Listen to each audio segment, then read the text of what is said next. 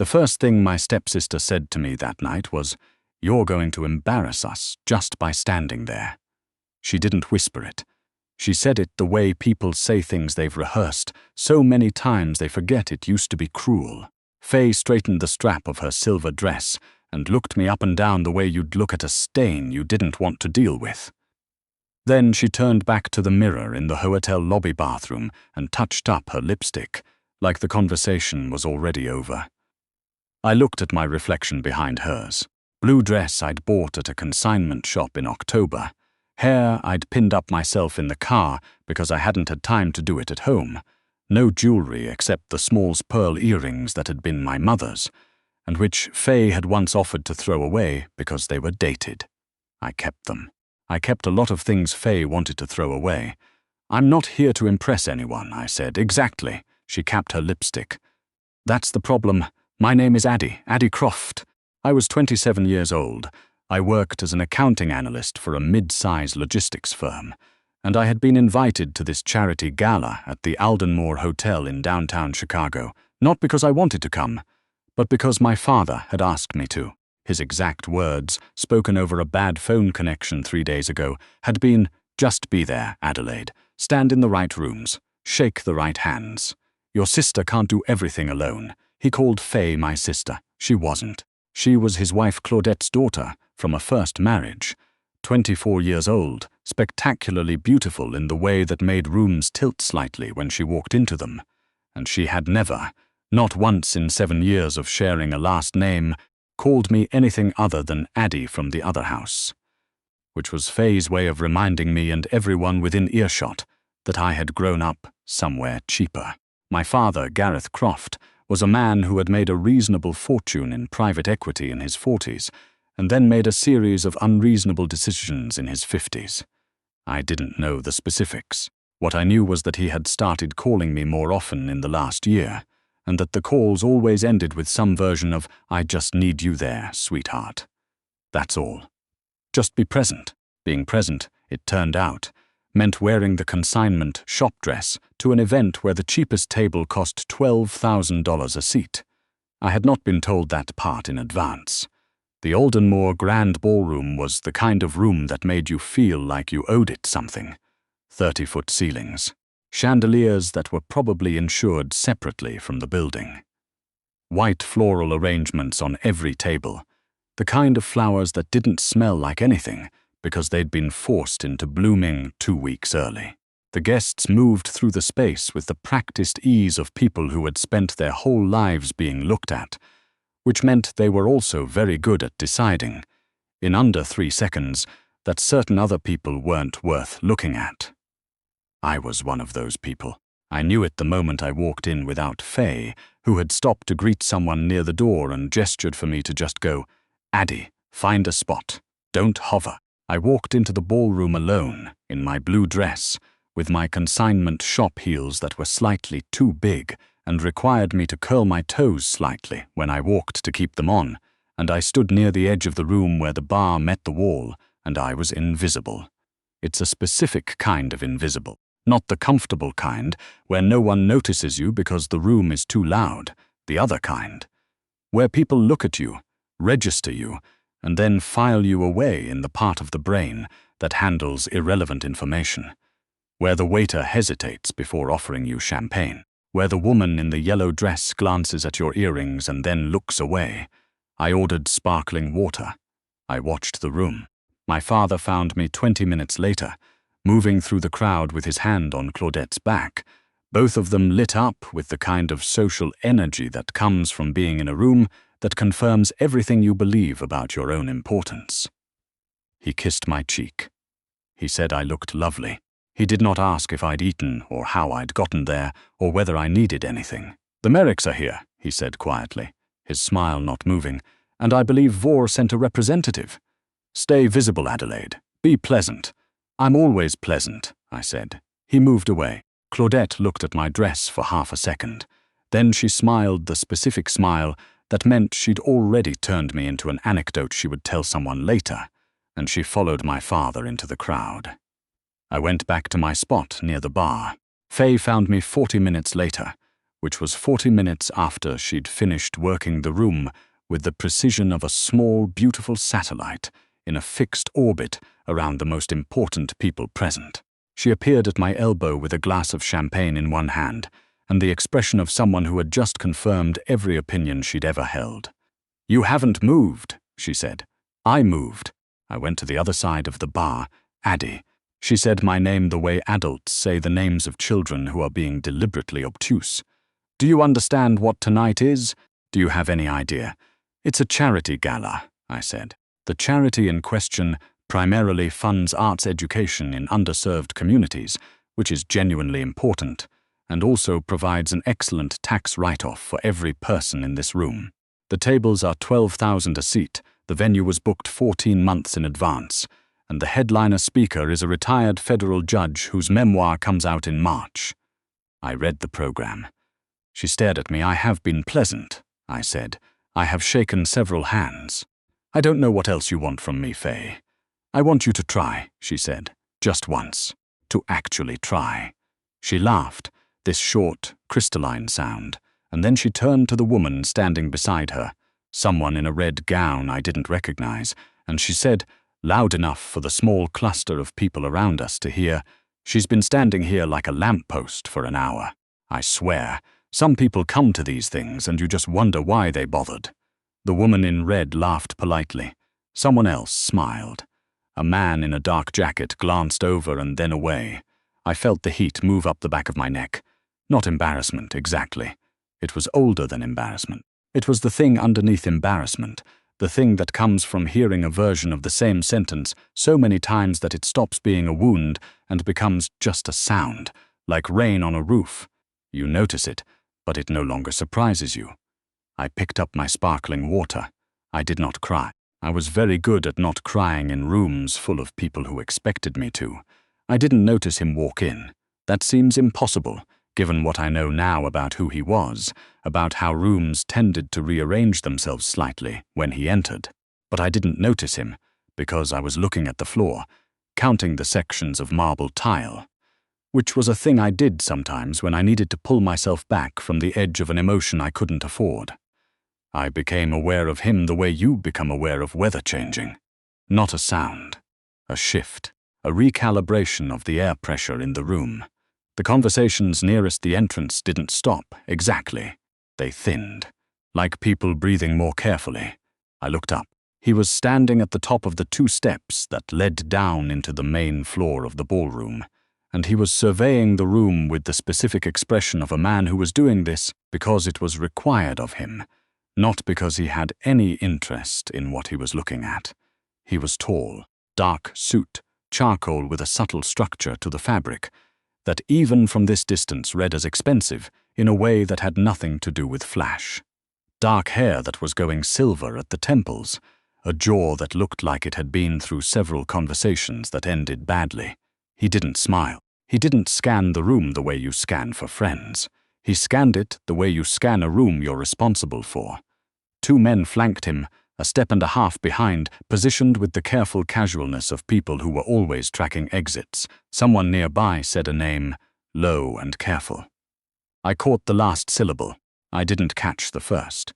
What I knew, from the way the room had changed, was that this man was the reason certain people had come tonight, and also possibly the reason certain other people were standing a little closer to the doors. He came down the steps. He moved through the room without the handshaking circuit, without the kissing cheeks routine, without stopping for photographs. People parted. Some spoke to him briefly, and he answered briefly, and then he kept moving. I watched him the way you watch someone falling, or someone cooking with a knife. That particular focused attention that doesn't have a name. He stopped. Not near me, near the center of the room, where Faye had gathered a small constellation of admirers around herself, as she always did, as naturally as flowers gather bees. She had positioned herself well. She looked stunning. She was saying something that made the people around her laugh, and she was doing it with one hand slightly extended, champagne glass tilted at the precise angle that showed off her bracelet. The man, or someone near me said the name again, or stood at the edge of that small orbit and looked at Faye the way you look at architecture, appreciated, catalogued, and moved on. His gaze swept the room again and stopped. On me. I became aware suddenly that I was staring, that I was standing with my back against the wall near the bar, holding a glass of sparkling water that had gone warm, wearing a dress that was at least $500 away from belonging in this room, with my hair pinned up in a way that I could feel starting to slip on the left side. I looked away first. I looked at the marble tiles. I counted 4 sections before I heard the footsteps. I knew, before I looked up, that they were his. He was closer than I expected. He'd crossed the room without the kind of theatrical pause that would have made it a performance. He'd just walked over, direct and unhurried, the way people who don't have to announce themselves move through spaces. He was looking at me. Not the way the woman in yellow had looked at me, cataloguing and dismissing. Not the way Faye looked at me. This was something else. Measuring, yes, but the kind of measuring that takes its time. That isn't sure yet what it's looking at, but is willing to find out. "You've been standing here since the ballroom opened," he said. It wasn't a question. "I was on the other side of the bar for a while," I said. "I'm versatile." Something moved in his expression. Not a smile. The shadow of one. "Maybe. You're not a donor," he said. "Gareth Croft is my father." He was quiet for a moment. "Croft." He said it the way you say the name of a number when you're working through arithmetic, like it connected to something, somewhere. "You're not like him," he said. "I'm aware." He looked at me for a moment longer. Then he said, "What do you do?" "Accounting analyst." "Logistics sector," meaning you read numbers for a living, meaning I make numbers tell me things they don't necessarily want to admit.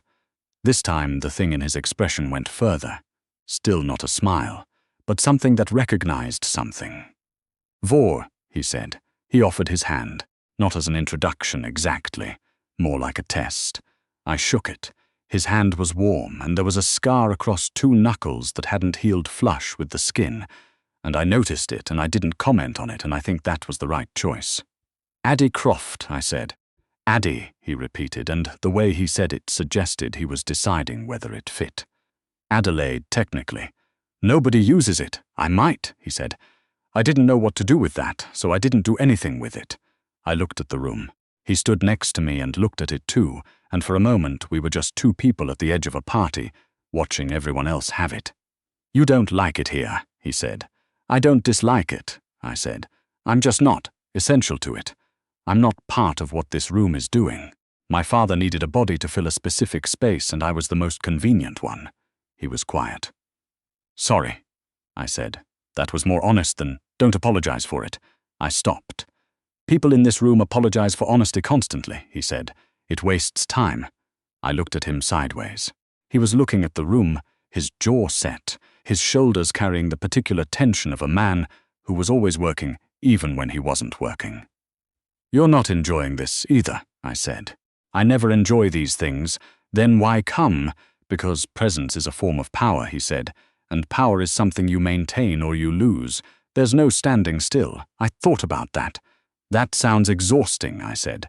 "It is," he said, simply, flatly, like he'd forgotten for a second that he wasn't supposed to admit that. Across the room, I saw Faye notice him. I watched her recalibrate. The precise adjustment of posture, the slight pivot of shoulders, the way she began moving in our direction, with the confidence of someone who had never in her life believed that a room contained something she wasn't entitled to.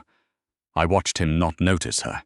Or rather, I watched him notice her approach with the same peripheral awareness he probably applied to every moving object in the room, and then deliberately return his attention to the conversation he was already in. Which was with me. I felt something shift in my chest. I wasn't sure what to call it. It wasn't triumph. It was smaller than that and stranger. Like something I hadn't known I was carrying had been, briefly, set down. Faye inserted herself between us with the practiced ease of someone who'd been doing it her whole life. "Mr. Vore." She extended her hand, her smile at full brightness, 2 full seconds before she stopped moving, which was a trick I'd always found impressive in a detached sort of way. "Faye Delacroix. I believe you know my stepfather, Gareth Croft." Vore took her hand. "Brief, correct." "I do. I've been hoping to have a moment." She angled herself slightly, not rudely enough to be obvious, just enough to edge me into the periphery. There's so much I'd love to talk to you about. Your foundation's work in the East Corridor development has been— Are you in development? He asked. Well, adjacent. I've been working with a firm that consults on community impact projects. Consulting, he said. Something in the single word was not unfriendly, exactly, but it landed with a weight that made Faye's next sentence stall slightly. Yes, Adelaide, Vore said, and he said it to me, over Faye's shoulder, without breaking stride, without making it a snub, just redirecting. You mentioned forensic analysis of financial discrepancy. Is that part of your current role or separate? I blinked. I hadn't mentioned that yet. You were about to. I looked at him. I run internal audits when the numbers don't track. It's not glamorous. Glamour is a liability, he said. Accuracy isn't. Faye stood between us with her champagne and her perfect dress, and the specific expression of someone who has just realized they walked into a room where the furniture isn't arranged for them. She recovered. She always recovered. She laughed, that light sound, and touched Vore's arm briefly, a social smooth, so smooth barely registered, and said, I'll let you two talk shop. So boring, and she drifted away, smiling, already scanning for someone else, already building the new orbit. She did not look at me. I watched her go. She's very good, I said, and I meant it without malice. She's decorative, Vore said, and he meant it without malice too, which was somehow worse for her. We talked for 40 minutes. I know, because I checked my watch at the start of it, some anxious habit, and then at the end of it, and 40 minutes had passed, and the room had moved through 2 rounds of champagne service, and someone had given a speech that I hadn't heard at all. He asked me about discrepancies, not hypothetically, specifically, pointed questions about how you identify money that's been moved without being hidden, how you trace decisions that have been made to look like inaction. I answered because the questions were interesting, and because the alternative was standing alone near the bar, watching Faye be better at this room than me. He listened the way that very few people listen, without preparing the next thing he was going to say while I was still speaking. At some point my father appeared at my elbow. He looked at Vore and something in his face went careful in a way I didn't have language for yet. Callum, my father said. I didn't know you'd be here tonight, Gareth. Vore's voice went flat, not unfriendly, flat in the way that safe doors go flat when they close. My father looked at me, then back at Vore. Something passed between them that I wasn't supposed to understand, and which I filed away the way I always filed things, quietly, exactly for later. I see you've met my daughter, my father said. I have, Vore said. My father smiled his social smile. She's a sharp one. Takes after her mother. She does, Vore said. He looked at me when he said it. My father excused himself a minute later. I watched him walk away with the slightly accelerated pace of a man who needed a drink. What does he owe you? I asked. Vore looked at me. You don't have to answer that, I said. It's none of my business. He stopped. Started again. The way he said your name, I've seen that face before. It's a number he doesn't like the size of. Silence. Yes, Vore said, finally. How bad. Bad enough that he invited a woman who hates these events to one he couldn't afford to miss. I looked down at my consignment dress, at my mother's earrings, at the shoes I had to keep my toes curled inside. He didn't tell me, I said. It wasn't a defense of him. It was just the truth. I know, Vore said. That's why I came to talk to you instead of him. I turned to look at him fully. What does that mean? He was quiet for a moment. The room moved around us. Someone laughed too loudly near the stage. It means, he said carefully, that I have a problem. The kind of problem that isn't solved with muscle or money. It's a paper problem. A numbers problem. Someone inside my organization has been making decisions that don't appear on any ledger, and I can't find it because everyone who looks is also potentially involved. You need an outside auditor. I need someone who isn't afraid of what the numbers say. I looked at him. And you think that's me? I think you read your father's situation off his face in approximately 4 seconds, using only the way he said my name, Vore said, and then you asked the right question instead of the polite one. So yes, I think that's you. I should have said no. I know that. I knew it then. standing in my 2 big shoes with my slipping hairpin, and my father somewhere in that room with a debt that had apparently been large enough to change the geometry of this entire evening. I knew that the word no existed and was available to me and was probably the correct answer. "What are the terms?" I said instead. Something in his face settled. Not relief, satisfaction maybe, the particular expression of a calculation that's resolved. "Fair," he said, "and you'd be protected. No one in my organization would know your role, and my father's debt." "Separate," he said, "fully separate. What you earn is yours. What he owes is his." I thought about Faye saying some people just wonder why they bothered. I thought about my father telling me to stand in the right rooms and then not telling me why the rooms mattered. I thought about 40 minutes of a conversation that had felt, for the first time in longer than I could measure, like the inside of my own head. "I need to see the materials before I agree to anything," I said. "Obviously," he said, "and I work alone. I don't share interim findings. I give you a full report when I have one, agreed, and if the numbers say something you don't want to hear, then they say it," he said. "That's the point." I nodded once. My hairpin chose that moment to give up entirely, and a section of hair slid loose against my neck, and I reached up and pulled the whole thing out, because a half-finished updo is worse than none at all. He watched me do it without comment. I pulled my hair down and gathered it, and he handed me, without being asked, without making it a moment, a cocktail napkin from the bar behind me, which was not what I needed but was the only thing he had available, and I understood that the gesture was not about the napkin. "Day 1, he said. "I'll have someone contact you. Nothing traceable." "Day 1, I agreed.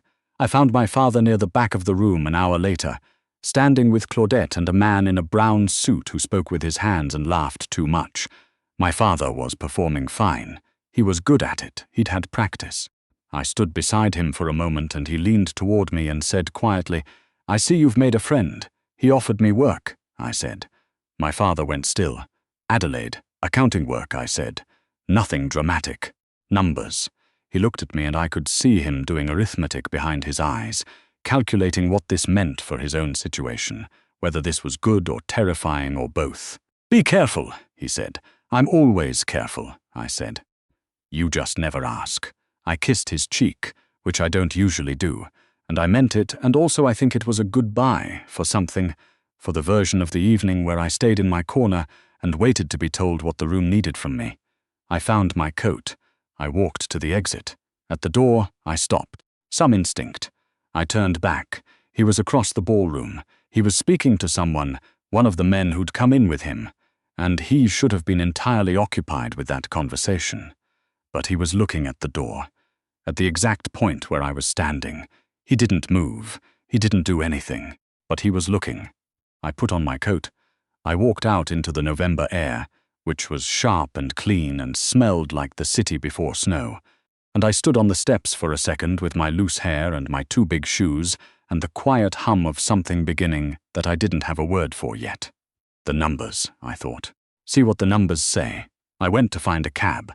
Behind me, through the hotel's tall glass doors, the party went on without me, the way parties always had, the way rooms had always rearranged themselves to exclude the space I occupied. But tonight, for the first time, I thought maybe I had found a different kind of room, one that was built for what I knew how to do, one that, when I walked in, would not be able to look away.